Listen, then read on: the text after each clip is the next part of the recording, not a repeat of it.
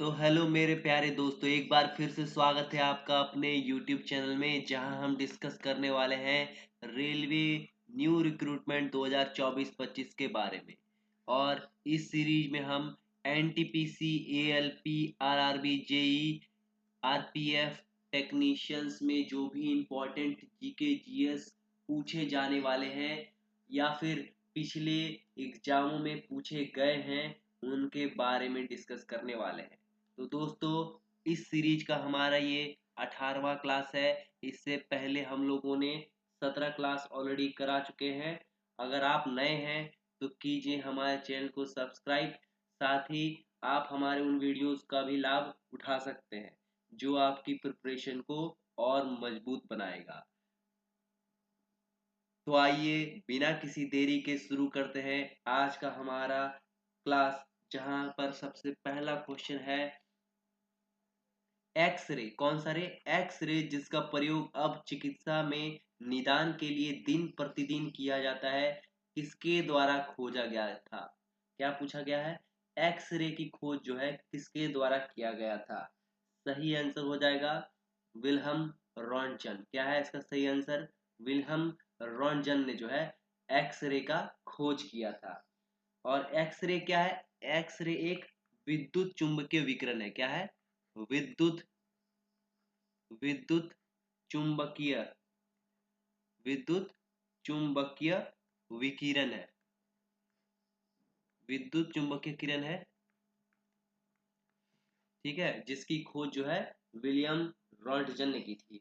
और इसका जो तरंग दैर्ध्य है, एक्सरे का जो तरंग दैर्ध्य है वो कितना है? तरंग दैर्ध्य है जो एक्सरे का, वो कितना है? 10 से लेकर 0.01 नैनोमीटर। 0.01 नैनोमीटर। और एक्सरे का यूज क्या किया जाता है? चिकित्सा में हड्डियों में जो फ्रैक्चर आता है या टूट जाता है तो उसका जो फोटो लेने के लिए किया जाता है। इसमें एक तरफ क्या होता है, एक्सरे भेजा जाता है, और दूसरे तरफ क्या होता है, एक्सरे डिटेक्टर होता है, जिससे क्या होता है, अंदर का, बॉडी के अंदर का जो हड्डी है उसका छवि बनता है। तो बढ़ते हैं अगले क्वेश्चन की तरफ। अगला क्वेश्चन है, एक कंप्यूटर में प्रयोग की जाने वाली हाई स्पीड मेमोरी का नाम क्या है?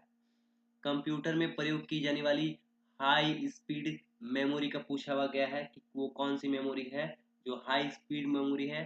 तो कैशे, कैशे जो है कंप्यूटर के हाई स्पीड मेमोरी के रूप में जाना जाता है, कैशे। और ये क्या होता है? यह एक सेमीकंडक्टर मेमोरी है जो क्या करता है, सीपीयू को गति देता है। कैशे क्या है? सीपीयू को गति प्रदान करता है, उसका स्पीड जो है फास्ट करता है। और कैशे मेमोरी जो है वो क्या करता है, सीपीयू और मेन मेमोरी, सीपीयू और मेन मेमोरी जो होता है उसके बीच बफर का काम करता है, उसके बीच बफर के काम करता है। मतलब इसके बीच में जो है बफर का काम करता है, जिससे क्या होता है, अगर हम डायरेक्ट मेन मेमोरी में सेव करेंगे कोई भी चीज़ तो उससे क्या होता है, उसका जो स्पीड है वो कम हो जाएगा। और इसी स्पीड को बढ़ाने के लिए क्या होता है, सीपीयू और मेन मेमोरी के बीच कैशे मेमोरी का यूज किया जाता है। और ये क्या है, कैशे मेमोरी जो है मेन मेमोरी या फिर जो डिस्क मेमोरी होता है उससे क्या होता है, महंगा होता है। और कैशे मेमोरी में भी अगर सबसे मेन मेमोरी का जो है सबसे फास्ट मेमोरी का बात करें तो वो क्या है, L1 मेमोरी। कैशे मेमोरी का L1 जो है, L1 टाइप का कैशे मेमोरी जो है वो सबसे तेज गति से काम करता है। L1 टाइप का जो कैशे मेमोरी है वो सबसे तेज गति से काम करता है। और टोटल जो कितना कितना जो है मात्रा होता है, 6 से लेके 64 KB साइज का जो है मेमोरी होता है। कितना होता है कैशे मेमोरी का? 6 से लेके 64 KB टाइप तक का हो सकता है कैशे मेमोरी का। रैम की बात करें तो रैम क्या है, रैंडम एक्सेस मेमोरी। रैम क्या है? रैंडम एक्सेस मेमोरी के रूप में रैम को जाना जाता है, रैंडम एक्सेस मेमोरी। और रैम कहाँ पे मौजूद होता है कंप्यूटर में? रैम जो है कंप्यूटर के मदरबोर्ड में। कहाँ पे? मदरबोर्ड में। रैम जो है कंप्यूटर के मदरबोर्ड में जो है मौजूद होता है। और रैम में जो भी मौजूदा डाटा होता है वो क्या होता है, कंप्यूटर जब बंद होता है तो गायब हो जाता है। रैम में जो भी डाटा मौजूद होता है वो कंप्यूटर में बंद होने से गायब हो जाता है। ये क्या है, टेम्पोररी मेमोरी है। ये क्या है, टेम्पोररी मेमोरी है। परमानेंट मेमोरी कौन सा है, रोम, ROM, रोम जो है परमानेंट मेमोरी है, रैम जो है टेम्पोररी मेमोरी है। रैम का भी दो टाइप होता है, डायनेमिक रैंडम एक्सेस मेमोरी और स्टैटिक रैंडम एक्सेस मेमोरी। जो ज़्यादातर पर्सनल कंप्यूटर होता है उसमें कौन सा होता है, डायनेमिक रैंडम एक्सेस मेमोरी का यूज होता है। इसके अलावा बात करें तो हार्ड डिस्क जो होता है, वो हार्ड डिस्क क्या है, कंप्यूटर में अस्थाई मेमोरी के रूप में जाना जाता है। हार्ड डिस्क जो है कंप्यूटर में अस्थाई मेमोरी के रूप में जाना जाता है। इसमें क्या होता है, कंप्यूटर बंद होने पर भी क्या होता है, डाटा स्टोर ही रहता है, उड़ता नहीं है। ये क्या है, अंदर का इंटरनल हार्ड डिस्क में होता है मेमोरी।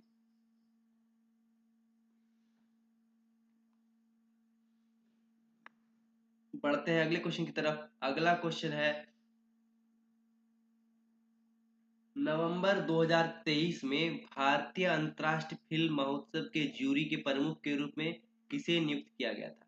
क्या पूछा गया है, नवंबर 2023 में भारतीय अंतर्राष्ट्रीय फिल्म महोत्सव, कौन सा महोत्सव, भारतीय अंतर्राष्ट्रीय फिल्म महोत्सव, जिसको IFFI, आई आईफा जो है उसके नाम से भी जाना जाता है।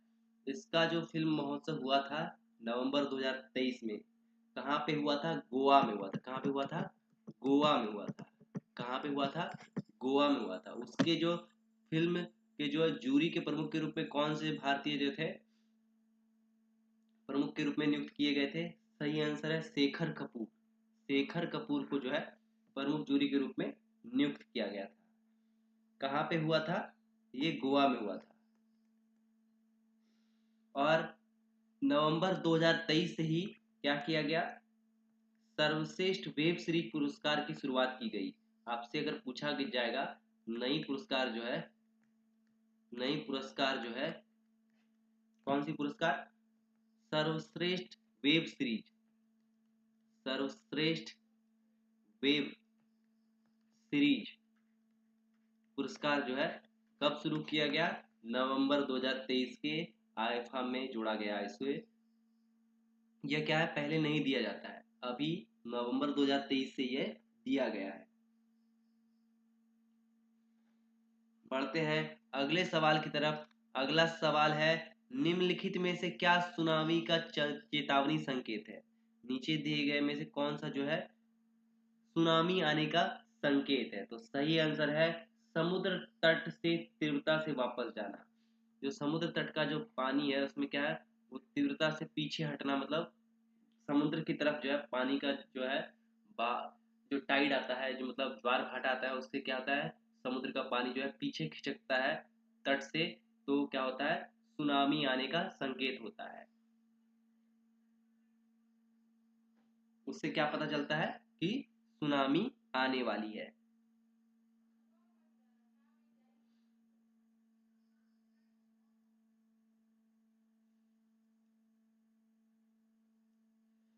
बढ़ते हैं अगले सवाल की तरफ। अगला सवाल है, दुर्लभ गैसों में सबसे प्रचुर मात्रा में कौन सी गैस है। क्या पूछा गया है, दुर्लभ गैसों में सबसे प्रचुर मात्रा में कौन सी गैस है। तो सही आंसर हो जाएगा आर्गन। आर्गन जो है रेयर गैसों में सबसे प्रचुर मात्रा में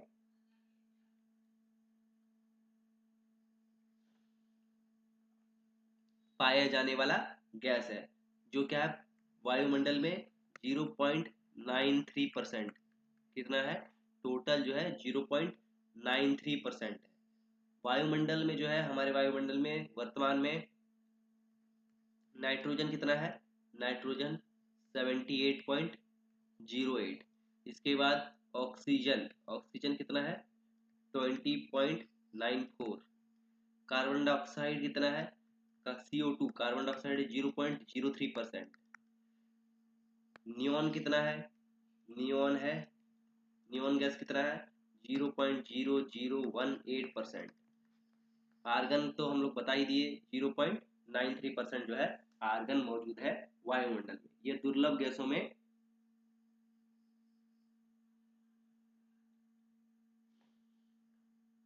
सबसे प्रचुर मात्रा में पाए जाने वाला गैस है। बढ़ते हैं अगले सवाल की तरफ। अगला सवाल क्या है? अगला सवाल है, भारतीय सेना ने ब्रिटिश शासन से अंडमान और निकोबार द्वीप को पुनः प्राप्त किया और उसका नामांकन किया, तो क्या नाम रखा गया? जब भारतीय सेना ने ब्रिटिश शासन से अंडमान निकोबार को प्राप्त कर लिया तो उसका नाम क्रमशः रखा गया शहीद और स्वराज द्वीप। क्या नाम रखा गया? शहीद द्वीप और स्वराज द्वीप जो है उसका नामकरण रखा गया। कब ले लिया गया था अंग्रेजों द्वारा? 1869 को जो है औपचारिक तौर से जो है इस पर अंग्रेजों ने कब्जा कर लिया था। कब? 1869 में। 1869 में जो है अंग्रेजों द्वारा अंडमान और निकोबार के द्वीप को कब्जा कर लिया गया था। अंडमान निकोबार क्या है? ये क्या है? केंद्र शासित प्रदेश है। भारत का जो है वर्तमान में भारत का केंद्र शासित प्रदेश है। वर्तमान में केंद्र शासित प्रदेश है, जिसकी राजधानी क्या है? जिसकी राजधानी है पोर्ट ब्लेयर। अंडमान निकोबार की राजधानी क्या है? Port Blair. कहाँ पे है? इसका लोकेशन है हिंद महासागर में। कहाँ पे है? हिंद महासागर में जो है अंडमान एवं निकोबार द्वीप समूह है। और यहाँ के हवाई अड्डे का नाम क्या है? यहाँ के हवाई अड्डे का नाम है वीर सावरकर। वीर सावरकर एयरपोर्ट। वीर सावरकर एयरपोर्ट जो है यहाँ के हवाई अड्डा एयरपोर्ट का नाम है। बढ़ते हैं अगले क्वेश्चन की तरफ। अगला क्वेश्चन है, गले का उभरा हुआ भाग जो लड़कों में कंठ के बढ़ने के लिए जिम्मेदार है उसे कहा जाता है।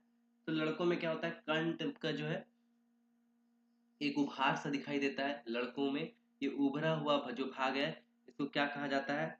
इसको कहा जाता है कंठ मणि। जो लड़कों में क्या मौजूद होता है इसको क्या कहता है? कंठ मणि कहा जाता है। इंग्लिश में इसको क्या बोलते हैं? इंग्लिश में इनको बोलते हैं एडम्स एप्पल। इंग्लिश में इसका नाम क्या है? एडम्स एप्पल जो है इसका नाम है। और ये क्या है? एडम्स एप्पल जो है सामने की तरफ जो आवाज वाला बक्सा है, स्वरयंत्र जिसको बोलते हैं, उससे ढका होता है। और इसको ढकने वाला जो भाग होता है उसको क्या बोलते हैं? कार्टिलेज बोलते हैं। क्या बोलते हैं? कार्टिलेज बोलते हैं। बढ़ते हैं अगले क्वेश्चन की तरफ। अगला क्वेश्चन है, किस देश ने वर्ष 2025 में फीफा अंडर 17 विश्व का आयोजन किया जाएगा? किस देश में जो है किस देश में वर्ष 2025 में जो है फीफा अंडर 17 विश्व कप का आयोजन किया जाएगा? बहुत ही इंपॉर्टेंट सवाल, करंट अफेयर्स से रिलेटेड है, पूछा जा सकता है। तो क्या पूछा गया है? किस देश में वर्ष 2025 में फीफा अंडर 17 विश्व का आयोजन किया जाएगा? सही आंसर है कतर। कतर में जो है फीफा अंडर 17 का आयोजन किया जाएगा। फीफा क्या है? FIF। फीफा क्या है? FIFA federation international D football association. FIFA का फुल फॉर्म क्या है? Federation international D football association. FIFA का फुल फॉर्म क्या है? Federation international D football association. FIFA का मुख्यालय कहाँ पे स्थित है? फीफा का जो मुख्यालय है वो कहाँ पे है? ज्यूरिख। Zurich Switzerland. कहाँ पे है? फीफा का जो मुख्यालय है वो कहाँ पे है? ज्यूरिख स्विट्जरलैंड में स्थित है फीफा का मुख्यालय, ज्यूरिख स्विट्जरलैंड। और फीफा के जो वर्तमान अध्यक्ष है फीफा के जो वर्तमान अध्यक्ष हैं वो कौन है? फीफा के वर्तमान अध्यक्ष हैं Jiyani Gianni Infantino. Gianni Infantino जो है फीफा के वर्तमान अध्यक्ष हैं। फीफा के वर्तमान अध्यक्ष कौन है? Gianni Infantino. 2026 का जो फीफा का 23वां विश्व कप होगा वो कहाँ जो क्या है आयोजित किया जाएगा? वो आयोजित किया जाएगा यूएसए, कनाडा और मैक्सिको जो है वो क्या करेंगे, संयुक्त रूप से फीफा 2026 की मेजबानी करेंगे। मतलब 2026 का जो फीफा होगा वो कहाँ आयोजित किया जाएगा? यूएसए, मैक्सिको और कनाडा में संयुक्त रूप से आयोजित किया जाएगा। बढ़ते हैं अगले क्वेश्चन की तरफ। अगला क्वेश्चन जो आज का हमारा है वो है मॉन्टेसरी शिक्षा की मूल अवधारणा क्या है? क्या पूछा गया है? मॉन्टेसरी शिक्षा की मूल अवधारणा क्या है? तो इसका सही आंसर हो जाएगा प्रयोग के माध्यम से स्वयं खोज करना। ये मॉन्टेसरी शिक्षा की मूल अवधारणा है। इसमें क्या करते हैं, बच्चों को प्रयोग के द्वारा, मतलब उसमें क्या करते हैं, तो रटाया नहीं जाता, कुछ सिखाया पढ़ाया नहीं जाता, उसमें क्या करते हैं प्रयोग करने दिया जाता है और प्रयोग के माध्यम से ही सीखने की जो अवधारणा है वो मॉन्टेसरी शिक्षा की मूल अवधारणा है। और इसकी जो शुरुआत की थी एक चिकित्सक जो थे, इटली के जो चिकित्सक थे मारिया मॉन्टेसरी, किसने की थी इसकी शुरुआत? इटली के जो एक डॉक्टर थे मारिया मॉन्टेसरी, इन्होंने ही क्या इस अवधारणा का जो है प्रतिपादन किया, इस पद्धति की शुरुआत की गई। बढ़ते हैं अगले क्वेश्चन की तरफ। अगला क्वेश्चन है निम्नलिखित में से कौन सी काइपर घेरे वस्तुओं की जांच है? तो काइपर घेरे का जो वस्तुओं की जांच है, काइपर घेरा क्या है? जो सबसे लास्ट हमारा है वरुण, वरुण के पार वाले जो भी चीजें हैं, खगोल में क्या है, खगोल विज्ञान में अंतरिक्ष का अध्ययन करना बहुत ही दिलचस्पी वाला बात है। उसमें क्या किया गया है, बहुत सारे सैटेलाइट्स भेजे गए हैं, उसी में से क्या है काइपर घेरे का जो वस्तुओं की जांच किया जाएगा वो किसका द्वारा किया जाएगा? एक है न्यू हॉरिजिन। न्यू हॉरिजिन क्या है? एक अंतरिक्ष शोधयान है, अंतरिक्ष शोध यान है, अंतरिक्ष शोध यान है। ये क्या करता है अंतरिक्ष में जो है, कहाँ पर? वरुण के पार, वरुण के पार मतलब सबसे लास्ट जो हमारा ग्रह, 8वां ग्रह, उसके पार का जो घेरा है जिसको हम लोग काइपर घेरा भी बोलते हैं, वहां पे जाके क्या करेगा, वस्तुओं की जांच करेगा। और ये किसके द्वारा? नासा के द्वारा छोड़ा गया था, नासा के द्वारा छोड़ा गया था। कब छोड़ा गया था?